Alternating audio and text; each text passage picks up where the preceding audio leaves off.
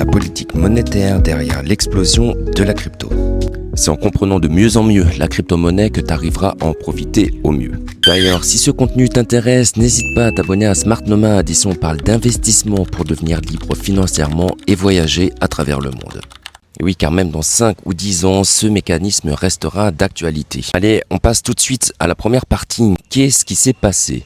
Donc, hier, Jérôme Powell a laissé entendre que la Fed pourrait ralentir sur la hausse des taux d'intérêt. Oui, t'as bien entendu, il n'a même pas parlé de baisse. Pour simplifier, imagine que les taux, c'est le prix de l'argent. Quand ils sont hauts, emprunter coûte cher, l'argent circule moins, les marchés se calment. Quand ils sont bas, emprunter est facile, l'argent circule à flot et les actifs risqués montent. Résultat immédiat, on l'a vu cette nuit, les investisseurs se tournent vers les actifs comme le Bitcoin et l'Ethereum. Bitcoin a dépassé les 105 000 $ et Ethereum 4 150.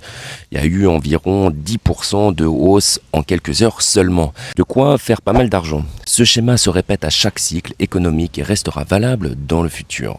Alors pourquoi c'est important ? Il faut comprendre le mécanisme derrière ces mouvements. Quand la politique monétaire se détend et que l'inflation fait peur, les obligations d'État rapportent moins, les actions et l'or remontent et la crypto avec son offre limitée attire massivement. Prenons le Bitcoin, il n'y en aura jamais plus de 21 millions. Donc si les banques centrales impriment de l'argent, ton billet perd de la valeur. Mais le Bitcoin, lui, reste rare. C'est un peu comme comparer un robinet qui fuit, la monnaie avec une bouteille scellée, le Bitcoin, laquelle gardera sa valeur sur le long terme. Les signaux pour l'avenir. Est-ce que ça veut dire que tout peut que monter ? Non, le marché reste volatile. Mais certains signaux sont clairs et sont intemporels. Le halving de Bitcoin réduit l'offre de nouvelles pièces, ce qui augmente la rareté. Les ETF et investissements institutionnels apportent toujours plus de liquidités.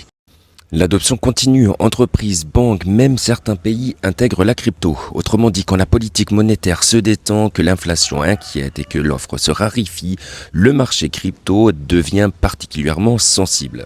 Alors le Bitcoin à 105 000 $, Ethereum à 4 150 $, ce n'est peut-être que le début. L'histoire nous l'a déjà montré. Dans les années 70, l'inflation a fait juste exploser l'or. Aujourd'hui, le même principe joue, mais avec la crypto.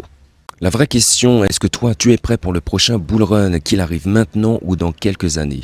Pour suivre les prochaines stratégies et l'actualité crypto, abonne-toi à Smart Nomad. Ici, on parle d'investissement pour être libre financièrement et voyager à travers le monde.